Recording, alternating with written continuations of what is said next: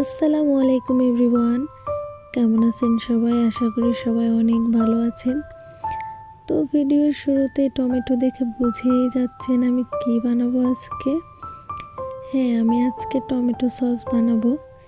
সেই জন্য আমি এখানে 5 কেজি টমেটো নিয়েছি, ভালো করে ধুয়ে পরিষ্কার করে নিচ্ছি। তো আপনারা কে কে এই টমেটোর সিজনে টমেটো সস বানিয়েছেন অবশ্যই কমেন্ট করবেন। তো আমি ভিডিওটা দিতে একটু লেট করে ফেলেছি, কিন্তু আমি এটা বানিয়েছি অনেক আগেই। টমেটোগুলো সুন্দর করে ধুয়ে আমি এখানে চাকু দিয়ে হালকা করে একটু একটু কেটে নিচ্ছিলাম, যাতে এগুলা ছুলতে সুবিধা হয়।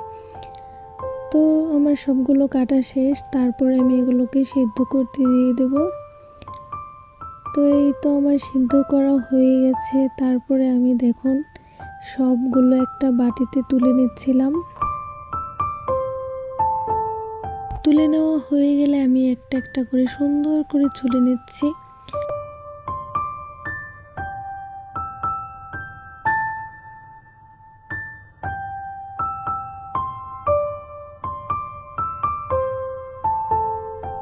সবগুলো টমেটো ছিলা হয়ে গেলে আমি এগুলোকে ব্লেন্ড করে নেব। এরপর আমি চলে গেলাম ব্লেন্ডারের কাছে। তো এখানে এসে আমি সুন্দর করে টমেটোগুলো ব্লেন্ড করে নিলাম। ব্যাস, আমার সবগুলো টমেটো ব্লেন্ড করা হয়ে গেছে। এখন আমি চাটনি দিয়ে সুন্দর করে আস্তে আস্তে ছেঁকে নেব।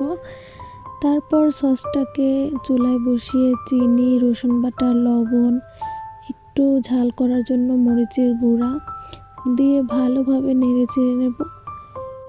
তারপর আমি একটা কাপের মধ্যে কর্নফ্লাওয়ার আর ভিনেগার মিশিয়ে দিয়ে দেব। কর্নফ্লাওয়ার দেওয়ার কারণে একটু ঘনত্ব হবে দ্রুতই, আর ভিনেগার দিলাম যাতে এটা অনেক দিন ভালো থাকে। এই তো এটা বলক তুলে এসেছে। তো কিছুক্ষণ পর আমি আবার একটু টেস্ট করার জন্য নিলাম, যে এখনও হয়নি, পানিটা আলাদা হয়ে যাচ্ছে। তারপর যখন আমার সসটা পুরোপুরি রেডি তখন আরেকবার টেস্ট করলাম।